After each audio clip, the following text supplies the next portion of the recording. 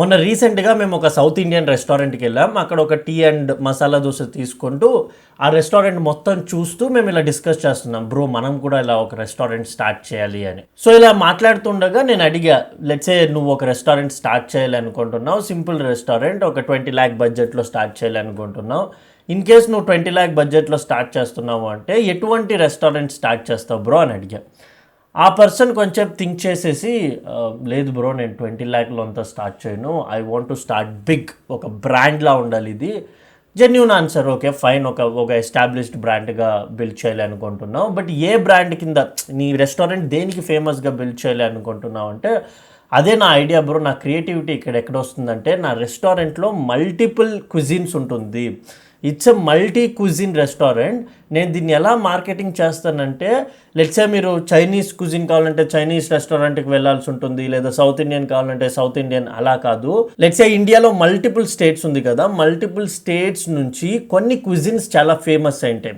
Let's say south Indian క్విజిన్స్లో తమిళనాడు క్విజిన్స్కి కొన్ని డిషెస్ ఫేమస్ అయింటాయి, ఆంధ్ర నుంచి కొన్ని డిషెస్ ఫేమస్ అయింటాయి, ఇలా గుజరాత్ నుంచి కొన్ని డిషెస్ ఫేమస్ అయింటాయి కదా. సో ఇలా ఫేమస్ అయిన డిషెస్ అన్నిటినీ తీసుకొచ్చి ఒక మ్యాప్ లాగా బిల్డ్ చేసి, నువ్వు ఏ స్టేట్ నుంచి ఏ ఫేమస్ డిష్ ట్రై చేయాలన్నా నువ్వు మా రెస్టారెంట్కి రావచ్చు, ఆల్ ఇన్ వన్ ప్లేస్ అనే విధంగా నేను నా రెస్టారెంట్ని బిల్డ్ చేస్తాను బ్రో అనే విధంగా చెప్పాడు. నేను ఒక సెకండ్ దీని గురించి థింక్ చేసి, బ్రో ఇది ఐఎమ్ నాట్ ష్యూర్ ఇది ఎలా వర్కౌట్ అవుతుంది అని. బికాస్ నా యాంగిల్లో, నా ఐడియా అండ్ ఎక్స్పీరియన్స్లో you have to stand out for one thing. ఈ బ్రాండ్ అంటే ఇక్కడ ఇది ఫేమస్ అనేలాగా నువ్వు స్టాండ్ అవుట్ అయితే మాత్రమే పీపుల్ వచ్చి ట్రై చేయాలి అనుకుంటారు. బట్ నేను మల్టిపుల్ థింగ్స్కి ఫేమస్గా ఉంటాను అని నువ్వు చెప్పేటప్పుడు I'm not sure whether it work out అవుతుందా లేదా అనే విధంగా డిస్కస్ చేయడం స్టార్ట్ చేసాం. ఆబ్వియస్గా బిజినెస్ అంటేనే డిఫరెంట్ పర్స్పెక్టివ్స్ కదా. కొంతమందికి ఆ ఐడియా నచ్చుతుంది, కొంతమందికి ఈ ఐడియా నచ్చుతుంది. అండ్ ఇన్ కేస్ లేదు నీ ఐడియా బాగాలేదు, ఇది వర్కౌట్ అవ్వదు అని చెప్పడానికి నా వద్ద కూడా సాలిడ్ డేటా అనేది లేదు. కరెక్ట్ కదా. నేను ఎలా చెప్పగలను ఇది వర్కౌట్ అవుతుంది, ఇది వర్కౌట్ అవ్వదు అని. వీ వర్ జస్ట్ డిస్కసింగ్, ఇలా చేస్తే ఎలా అవుతుంది, ఎలా రిప్రజెంట్ చేయగలవు, ఎలా బ్రాండ్ని ఎస్టాబ్లిష్ చేయగలవు అనే విధంగా మేము డిస్కస్ చేస్తుంటామే. సో ఈ కాన్వర్సేషన్ నా బ్రెయిన్లో ఆల్రెడీ ఇలాగే ఫిక్స్ అయిపోయిండే. సో నేనేమనుకున్నా, ఇంటికి వచ్చిన తర్వాత ఏదైనా బ్రాండ్స్ ఇలా ఎస్టాబ్లిష్ చేశాయా ఆల్రెడీ, బయట బ్రాండ్స్ దే ఆర్ ఈ పర్సన్ చెప్పిన విధంగా, నా ఫ్రెండ్ చెప్పిన విధంగా ఇలా they are famous for something like this, ఇలా ఏదైనా చేశారా అని చెక్ చేయడం స్టార్ట్ చేశా. ఇలా చెక్ చేస్తూ ఉండగా నేను ఒక్క బ్రాండ్ను ఐడెంటిఫై చేశా. ఈ బ్రాండ్ ఒక toy company, okay, not a restaurant, toy company. But almost similar connection ఉంటుంది. ఈ కాన్సెప్ట్ ఏదైతే మా ఫ్రెండ్ చెప్పాడో ఆల్మోస్ట్ సిమిలర్ కాన్సెప్ట్లో ఉంటుంది. ఇది ఒక డానిష్ టాయ్ కంపెనీ. ఈ టాయ్ కంపెనీని 1932లో ఓలే క్రిస్టియాన్సన్ అనే ఒక పర్సన్ ఫౌండ్ చేశాడు. కంపెనీని స్టార్ట్ చేసేటప్పుడు వీళ్ళకి ఇది ఒక పెద్ద బ్రాండ్ అవుతుంది, ఇది టాయ్ కంపెనీ అవుతుందంతా ఏం తెలీదు. అది ఒక వుడెన్ వర్క్ షాప్, అంటే అక్కడ వుడ్ రిలేటెడ్ ప్రోడక్ట్స్ చేస్తారు. అందులో స్మాల్ పోర్షన్ ఆఫ్ ప్రోడక్ట్స్ వచ్చి వుడెన్ టాయ్స్, ఈ అసెంబుల్ చేయడం ఇలాంటి టాయ్స్ కూడా వీళ్ళు చేసేవాళ్ళు.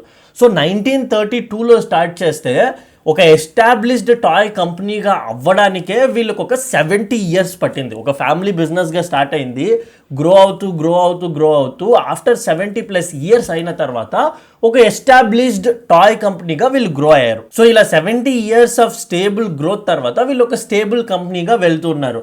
సో ఫిజికల్ టాయ్స్, అసెంబుల్ చేసే టాయ్స్ ఇలాంటివి మేక్ చేసి మొత్తం సెల్ చేస్తూ ఉన్నారు. ఆ టైంలో ఒక రెవల్యూషన్ అనేది వచ్చింది. ఆ రెవల్యూషన్ ఏంటంటే digital video game revolution. So ఈ డిజిటల్ వీడియో గేమ్స్ అనేది చాలా ఫేమస్ అవ్వడం స్టార్ట్ అయింది. ఎవరు చూసినా వీడియో గేమ్స్ అని ప్రతి ఒక్కరు వీడియో గేమ్స్ గురించే మాట్లాడుతున్నారు. సో ఈ కాన్సెప్ట్ వచ్చిన వెంటనే ఈ కంపెనీ మొత్తం ప్యానిక్ అయింది. ఈ కంపెనీని ఆ టైంలో రన్ చేస్తున్న పీపుల్ కొంచెం ప్యానిక్ అయ్యారు. అలాగే ఇదేంటి మొత్తం వీడియో గేమ్స్ గురించి మాట్లాడుతున్నారు, ఇంకా మన టాయ్స్ని ఎవరు యూజ్ చేయరేమో, మన టాయ్స్ గురించి ఎవరు మాట్లాడరేమో, ఇన్ దాట్ కేస్ మనము అడాప్ట్ కావాలి. జస్ట్ లైక్ మా ఫ్రెండ్ ఎలా మొత్తం రెస్టారెంట్స్ అన్నీ సాచురేట్ అయిపోయాయి, నేను అడాప్ట్ కావాలి. I have to stand out in all. నేను ఏదైతే ఉందో ప్రతి దాంట్లోనూ నేను ఉండాలి, ప్రతి దాని గురించి తెలుసుకునేటప్పుడు ఐ షుడ్ బి దేర్ అనే ఏదైతే థాట్ ప్రాసెస్ ఉందో సేమ్ థాట్ ప్రాసెస్ వీళ్ళకి కూడా వచ్చింది. సో మనది ఒక టాయ్ కంపెనీ, బట్ మనం జస్ట్ టాయ్ కంపెనీగా మాత్రమే ఉండకూడదు. మన టార్గెట్ ఆడియన్స్ దేంట్లో అయితే ఉన్నారో వాటన్నిటిలోనూ మనం ఉండాలి అని అనుకొని ఏదైతే ఫండ్స్ ఉందో వాటిని మెర్చండైజ్ మీద ఇన్వెస్ట్ చేశారు. మెర్చండైజ్ అంటే టీ షర్ట్స్ ఇవన్నీ వెరీ సింపుల్ స్మాల్ ఇన్వెస్ట్మెంటే కదా బ్రో, ఫైన్ అంటే ఓకే ఫైన్. మెర్చండైజ్తో పాటు వీళ్ళు థీమ్ పార్క్స్ బిల్డ్ చేయాలి అనుకొని థీమ్ పార్క్స్ మీద కూడా ఇన్వెస్ట్ చేశారు. థీమ్ పార్క్స్ అంటే తెలిసింది కదా, ఆ రోలర్ కోస్టర్స్ ఇవన్నీను ఇన్వెస్ట్ చేయడం స్టార్ట్ చేశారు. సో అది ఒక హ్యూజ్ ఇన్వెస్ట్మెంట్ అయింది. థీమ్ పార్క్స్తో పాటు వీడియో గేమ్స్లో కూడా మళ్ళీ వీళ్ళు ఇన్వెస్ట్ చేయాలి అనుకున్నారు. ఎందుకంటే that is the major trending thing, అదే వాళ్ళకి థ్రెట్ కాబట్టి అందులో కూడా మనం ఉండాలి అనే విధంగా థీమ్ పార్క్స్తో పాటు వీడియో గేమ్స్, వాచెస్, అసలు వాళ్ళ టార్గెట్ ఆడియన్స్కి ఏదేదైతే పడుతుందో, ఎందులో అంతా టార్గెట్ ఆడియన్స్ ఉన్నారో వాటన్నిటిలోనూ వీళ్ళు మనీ ఇన్వెస్ట్ చేయడం స్టార్ట్ చేశారు. సో వాళ్ళ గోల్ ఏంటంటే మా టార్గెట్ ఆడియన్స్ ఎక్కడికైతే వెళ్తారో అక్కడంతా వాళ్ళు మా బ్రాండ్ను చూడాలి, మా బ్రాండ్తోనే కనెక్ట్ అయి ఉండాలి. So they should be there. ఇప్పుడు లెట్సే నా టార్గెట్ ఆడియన్స్ వచ్చి ఒక 18 to 25 వరకు ఉన్నారు అనుకోండి, లేదా 18 to 30 వరకు ఉన్నారు అనుకోండి. 18 to 23 ఉన్న వాళ్ళు థీమ్ పార్క్స్కి వెళ్ళొచ్చు. సో థీమ్ పార్క్స్లో కూడా మా బ్రాండ్ ఉండాలి, మా బ్రాండ్స్ని వాళ్ళు ట్రస్ట్ చేసి రావాలి. వాచెస్, మర్చెండీసు, నెక్స్ట్ వీడియో గేమ్స్, ఏ కార్నర్ ఎక్కడ వాళ్ళు ఏ థింక్ చేసినా మా బ్రాండ్ ఉండాలి. ఎందుకంటే వాళ్ళు ఇప్పుడు ట్రస్ట్ చేస్తున్నారు, ఇంకా మమ్మల్ని బెటర్గా ట్రస్ట్ చేస్తారు. సో జస్ట్ లైక్ మా ఫ్రెండ్ ఏమనుకున్నాడు అంటే వాళ్ళు ఏ రెస్టారెంట్కి వెళ్ళినా ఏది తినాలన్నా అన్నీను మన రెస్టారెంట్లో దొరకాలి అండ్ మనం దానికి ఫేమస్గా ఉండాలి అనే ఐడియాలజీనే సేమ్ ఈ ఐడియాలజీ కూడా. ఓకే, సో ఇప్పుడు ఇలా ఇన్వెస్ట్ చేయడం స్టార్ట్ చేశారు. బట్ ఇక్కడ క్యాచ్ ఏంటంటే ఇలా మల్టిపుల్ థింగ్స్ మీద ఇన్వెస్ట్ చేయడం వల్ల వాళ్ళు దేంట్లోనూ స్టాండప్ అవ్వడానికి అవ్వట్లేదు. It's taking some time. ఎందుకంటే స్టార్ట్ చేసిన వెంటనే ఫేమస్ రాదు కదా. నువ్వు స్టార్ట్ చేసి చెప్పిన వెంటనే కస్టమర్ మిమ్మల్ని ట్రస్ట్ చేయడు కదా. Some person likes only that food కదా. సో రోలర్ కోస్టర్స్ లేదా థీమ్ పార్క్స్కి వెళ్ళాలి అనేవాళ్ళు థీమ్ పార్క్స్లో ఏదైతే ఫేమస్ ఉందో దానికి వెళ్తారు. నీ జనరల్ నార్మల్ థీమ్ పార్క్స్కి ఎందుకు వస్తారు? లెట్సే సౌత్ ఇండియన్ ఫుడ్లో మసాలా దోశ తినాలనుకునే వాళ్ళు మసాలా దోశ ఆ ఏరియాలో లేదా ఆ ప్లేస్లో ఏది ఫేమస్సో అక్కడికి వెళ్తారు. బిర్యానీ తినాలి అనుకునే వాళ్ళు బిర్యానీకి ఏది ఫేమస్సో దానికి వెళ్తారు. కరెక్ట్ కదా. సో ఇలా వీళ్ళు ఎంత ఇన్వెస్ట్ చేసినా రిటర్న్ ఆన్ ఇన్వెస్ట్మెంట్ అయితే రావట్లేదు అండ్ వీళ్ళు స్లోగా లాసెస్కి వెళ్ళిపోయారు. ఎంత లాసెస్ అంటే పర్ డేకి 7 crore rupees లాసెస్ అనేది వీళ్ళు చేస్తుంటారు. పర్ యానం $300 million లాసెస్ వరకు వెళ్ళిపోయింది. సో ఇలా మల్టిపుల్ థింగ్స్ మీద ఇన్వెస్ట్ చేయడం వల్ల వీళ్ళు ఆల్మోస్ట్ బ్యాంక్రప్సీ అయ్యే స్టేజ్కి వచ్చేసింది. అంటే 70 years గ్రో చేయగలిగిన ఒక కంపెనీను వితిన్ ఇయర్స్లో మనం ఫిట్ ఇన్ కావాలి, ఈ జనరేషన్స్కు తగిన విధంగా ఫిట్ ఇన్ కావాలి, అప్గ్రేడ్ కావాలి, we should be there everywhere అనే ఒక మైండ్ సెట్, ఒక ఐడియాలజీ బేస్ మీద మొత్తం కంపెనీ ఆల్మోస్ట్ ఇంకా బ్యాంక్రప్సీకి వచ్చేసింది. ఇంకా మేము రన్ చేయలేము అని చేతులెత్తే పరిస్థితికి వచ్చేసింది. సో ఇప్పుడు మీరైతే ఏం చేస్తారు? రైట్, ఒకసారి థింక్ చేసి చూడండి. ఇంకా ఏం చేయాలి? ఆల్రెడీ ఇన్వెస్ట్ చేసేసాం, చేసిన ఇన్వెస్ట్మెంట్స్ను కట్ చేసామంటే దాని నుంచి నువ్వు లాస్ అవుతుంది. లేదా బ్యాక్ వెళ్ళి దీన్ని ఎలా ప్రాసెస్ చేస్తారు? యాజ్ ఎ బిజినెస్ ఓనర్గానో లేదా మార్కెటర్గానో మీరు ఉంటే ఇప్పుడు ఈ బ్రాండ్ను ఎలా ఎస్టాబ్లిష్ చేస్తారు? That is the question to you guys, right? So ఇప్పుడు ఈ కంపెనీ ఏం చేసిందంటే ఒక పర్సన్ను కాల్ చేశారు. ఆ పర్సనే జార్గన్ విగ్ కోడ్స్టఫ్. ఈయన హైలైట్ ఏంటంటే జస్ట్ 37 yearsకే 2004లో ఈ కంపెనీకి ఒక సిఇఓగా వచ్చాడు. ఇక్కడ హైలైట్ అని నేనేం చెప్పాలి అనుకుంటున్నానంటే ఇప్పటి వరకు నేను చెప్పా కదా 70 years గ్రో అయిన ఈ కంపెనీ మొత్తం ఒక ఫ్యామిలీ బేస్డ్ కంపెనీ. సిఇఓస్ కానీ బోర్డ్ మెంబర్స్ కానీ వీళ్ళంతా ఆ ఫ్యామిలీ నుంచి వచ్చి ఎవరో ఒకరు రన్ చేసేవాళ్ళే, రైట్? బట్ ఈ పర్సన్ మాత్రమే for the first time non family background, వీళ్ళ ఫ్యామిలీ సైడ్ నుంచి కాకుండా బయట నుంచి ఒక MBA మాస్టర్స్ ప్లస్ ఒక already work experience, McKenzie work experience ఉన్న, కన్సల్టింగ్ ఎక్స్పీరియన్స్ ఉన్న ఒక పర్సన్ని తీసుకువచ్చి సిఇఓగా ఫిట్ చేసి ఆయనకి ఈ టాస్క్ ఇచ్చారు. చూడు బ్రో, మనీ ఆల్రెడీ లాస్లో ఉంది, ఆల్రెడీ ఇంకా ఫ్యూ మంత్స్లో మనము అవుట్ ఆఫ్ బడ్జెట్, నిన్ను ట్రస్ట్ చేసి ఈ సిచ్యువేషన్లో తీసుకొచ్చి సిఇఓగా పెడుతున్నాం. సో ఇప్పుడు నువ్వు కంపెనీను సేవ్ చేయడానికి ఏం చేస్తావు అనే టాస్క్ని ఆ పర్సన్కి ఇచ్చేసి సిఇఓ చేసేసారు. ఇప్పుడు ఆ పర్సన్ ఏం చేశాడంటే first thing and most important thing, ఎక్కడైతే బ్లీడింగ్ అవుతా ఉందో అంటే ఎక్కడైతే మనీ లాస్ అవుతా ఉందో వాటినన్నిటిని ఐడెంటిఫై చేసి కట్ చేయండి అని కట్ చేయడం స్టార్ట్ చేశాడు. సో ఏదైతే థీమ్ పార్క్స్ బిల్డ్ చేశాడో ఆ థీమ్ పార్క్స్ అన్నిటినీ సోల్డ్ చేసేసారు వాళ్ళు. సో దట్ ఎంత బెస్ట్ అమౌంట్ను రికవరీ చేయడానికి అవుతుందో మొత్తం రికవరీ చేశారు. జస్ట్ ఇమాజిన్, ఒక ఎంటైర్ ఫ్యామిలీ డిసిషన్ థింక్ చేసి డిసైడ్ చేసి వీటినన్నిటిని బిల్డ్ చేయాలని చెప్పి $millions ఇన్వెస్ట్ చేశారు. And outside from nowhere ఒక పర్సన్ వచ్చి లేదు this is not gonna work out, I'm gonna sell అని చెప్పి అన్నిటినీ సెల్ చేస్తున్నాడు అంటే ఆ డిసిషన్ మీద, డేటా పాయింట్స్ మీద ఎంత కాన్ఫిడెన్స్ ఉండాలి, ఎంత ప్రెషర్ ఉంటుంది ప్రూవ్ చేయడానికి అనేది మీరు ఒకసారి థింక్ చేసి చూడండి. సో ఇలా వచ్చిన వెంటనే ఏదైతే వాళ్ళ కోర్ బిజినెస్కి కనెక్షన్గా లేదో వాటిని అన్నిటినీ సెల్ చేసి పారేశారు.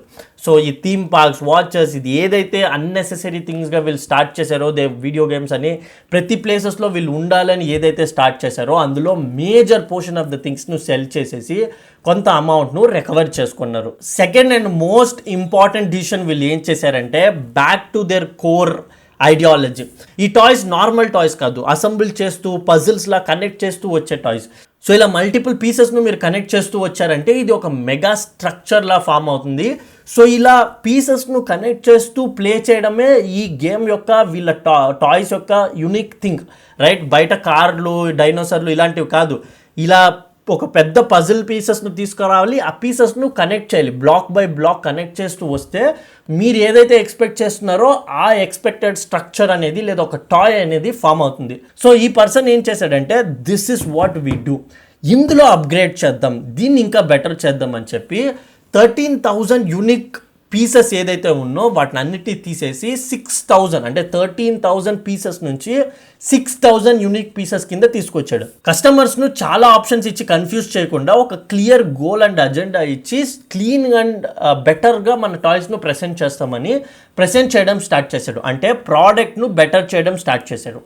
Third and the best thing what they did is వాళ్ళ ఎగ్జాక్ట్ టార్గెట్ ఆడియన్స్ ఎవరు అని ఫిగర్ అవుట్ చేయడం స్టార్ట్ చేశారు. ఇవన్నీ ప్యారలల్గానే జరుగుతుంది. ఆబ్వియస్గా ఆ పర్సన్ చేయడు కదా, టీమ్స్కి మల్టిపుల్ టీమ్స్కి అసైన్ చేసి ఉంటారు. సో ఇవన్నీ ప్యారలల్గానే జరుగుతుంది. సో థర్డ్ టీమ్ ఏం చేస్తుందంటే వాళ్ళ టార్గెట్ ఆడియన్స్ గురించి ఇంకా బెటర్గా రీసెర్చ్ చేయడం స్టార్ట్ చేశారు. సో ఇప్పుడు వీళ్ళకి అర్థమైంది ఏంటంటే వీళ్ళ టాయ్స్ను the most target audience for their toys is not kids, adults. Entire గేమ్స్ను లేదా వాళ్ళ మొత్తం టాయ్స్ను కిడ్స్ రిలేటెడ్ కాకుండా కొంచెం అడల్ట్ స్పెసిఫిక్గా, కొంచెం టీన్ స్పెసిఫిక్గా, కొంచెం కాంప్లెక్సిటీను ఇంక్రీజ్ చేసి వాళ్ళకు ఒక కిక్ వచ్చేలాగా, వాళ్ళకు ఒక బెటర్ అకంప్లిష్మెంట్ వచ్చేలాగా డిజైన్ చేద్దామని స్టార్ట్ చేశారు. అండ్ ఇంకా బెస్ట్ ఏంటంటే మన టార్గెట్ ఆడియన్స్ ఎవరని తెలిసిపోయింది కదా ఇప్పుడు. సో ఈ టార్గెట్ ఆడియన్స్ కనేసి ఒక ప్లాట్ఫామ్ క్రియేట్ చేద్దాం. ఈ ప్లాట్ఫామ్లో మన టార్గెట్ ఆడియన్స్ మనకు ఐడియాస్ ఇవ్వని, వాళ్ళకి ఎటువంటి టాయ్స్ కావాలి, వాళ్ళు ఎటువంటి పీసెస్ను కనెక్ట్ చేసి పెద్ద టాయ్స్ను బిల్డ్ చేయాలని వాళ్ళు ఏది అనుకుంటున్నారని మనకు చెప్పని అని ఒక ప్లాట్ఫామ్ను బిల్డ్ చేశారు. ఈ ప్లాట్ఫామ్లో ఈ టాయ్స్ను పర్చేస్ చేసే వాళ్ళు ఏం చేయొచ్చు అంటే ఆ ప్లాట్ఫామ్కి వచ్చేసి వాళ్ళ ఐడియాస్ను చెప్పొచ్చు. ఓకే, మీరు ఇలా చేస్తే బాగుంటుంది, మాకు ఇలాంటి టాయ్స్ వస్తే బాగుంటుంది, నేను దీన్ని బిల్డ్ చేయాలి అనుకుంటున్నాను అనే విధంగా ప్యాషనేట్గా ఉన్న పీపుల్ వచ్చి వాళ్ళ ఐడియాస్ను ఆ ప్లాట్ఫామ్లో ఇవ్వడం స్టార్ట్ చేశారు. సో ఇప్పుడు మీరు కేర్ఫుల్గా నోటీస్ చేస్తే they started to listen to their target audience. మనం యాజ్ ఎ బిజినెస్ ఓనర్గా మనకి ఏది మైండ్లో అనిపిస్తుంది ఇది వాళ్ళ కరెక్ట్ అని అనుకోవడానికంటే కస్టమర్స్గా, అంటే mainly D2C direct to customer products మీరు ఏదైతే సెల్ చేస్తున్నారో, అంటే మెయిన్లీ టాయ్స్ అనేది ఒక ఎక్స్పీరియన్స్ బేస్డ్ ప్రోడక్ట్ కాబట్టి వాళ్ళకి ఎటువంటి ప్రోడక్ట్స్ కావాలి అని వాళ్ళ చేత నుండి వాళ్ళ వద్ద నుంచే డైరెక్ట్గా తీసుకొని ఆ ఇన్స్పిరేషన్స్ను బేస్ చేసి వీళ్ళు ప్రోడక్ట్స్ క్రియేట్ చేసి సెల్ చేయడం స్టార్ట్ చేశారు. సో దీనివల్ల 2004లో ఈ CEO వచ్చిన తర్వాత 2006లో వితిన్ 2 yearsలో ఆల్మోస్ట్ బ్యాంక్రప్సీ అవ్వాల్సిన company for the first time ప్రాఫిట్స్కి రావడం స్టార్ట్ చేసింది, రైట్? ఇంకా లేదు అన్నకన్నా కంపెనీ రెవెన్యూస్ గ్రో చేయడం స్టార్ట్ చేసి ప్రాఫిట్స్ను చూపించడం స్టార్ట్ చేసింది.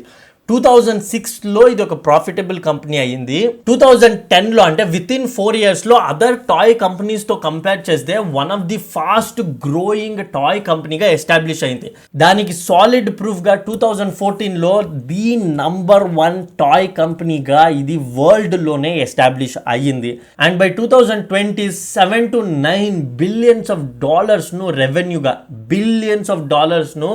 రెవెన్యూగా చూపిస్తూ మంచి ప్రాఫిట్స్కి వచ్చేసారు.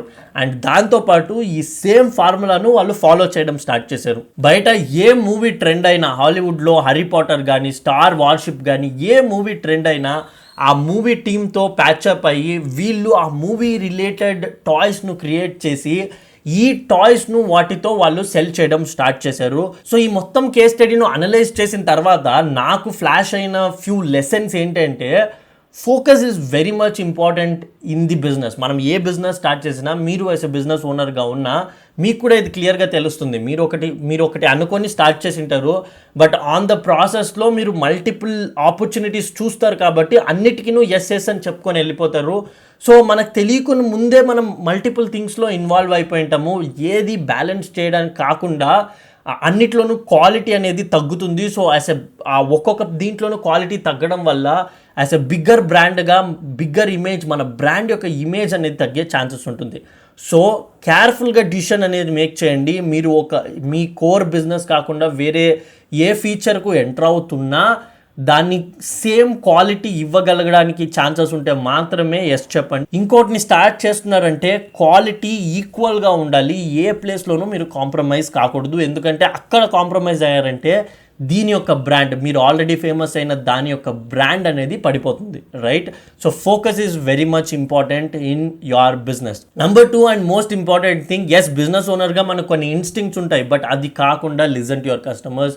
Your customers are always right. వాళ్ళకి తెలిసి మీ వద్ద నుంచి వాళ్ళు ఏది ఎక్స్పెక్ట్ చేస్తున్నారని. Most of the brands grow అవ్వడానికి రీజన్ కూడా వాళ్ళ కస్టమర్కి ఏం కావాలనో తెలుసుకొని దాన్ని ప్రెజెంట్ చేయడానికి ట్రై చేశారు. అండ్ సో మీరు కూడా మీ కస్టమర్ ఏం ఎక్స్పెక్ట్ చేస్తున్నారు, దాన్ని మీరు ఎలా ఇంకా బెటర్గా ప్రెజెంట్ చేయవచ్చు అనేది చూసి దాన్ని బెటర్గా ఇవ్వడానికి ట్రై చేశారంటే మీకు better revenue and better results అనేది వస్తుంది. అంటే లెట్స్ సే మీకు కన్ఫ్యూజ్డ్ స్టేట్లో ఉంది మీ బిజినెస్ అంటే ఇట్స్ నెవర్ లేట్. 2003 ఆర్ 2004లో వన్ ఆఫ్ ఆల్మోస్ట్ బ్యాంక్రప్సీ అయిపోతున్న కంపెనీ 10 yearsలో ప్రాపర్ స్ట్రాటజీస్ను ఎగ్జిక్యూట్ చేయడం వల్ల బై 2014కి వరల్డ్స్ #1 టాయ్ కంపెనీగా గ్రో అయింది, రైట్? సో ఈ 10 years స్పాన్లో వాళ్ళు 0 to హీరో అయ్యారు. అండ్ ఫైనల్గా ఇప్పటి వరకు మనం మాట్లాడిన కంపెనీ పేరు లెగోస్ అనేది world famous toy company. So ఈ టాయ్ కంపెనీ యొక్క ఫాల్ అండ్ రైజ్ కేస్ స్టడీనే నేను మీకు ఈ వీడియోలో ప్రెజెంట్ చేశా. సో ఈ వీడియో యూస్ఫుల్గా ఉంది అని నేను అనుకుంటా. ఇన్ కేస్ మీకు ఈ వీడియో యూస్ఫుల్గా ఉంటే యూస్ఫుల్ అని కమెంట్ చేయండి. అండ్ ఇంకా ఇటువంటి వీడియోస్కి మన ఛానల్ను సబ్స్క్రైబ్ చేసుకోండి. That's it guys, see you guys in the next video.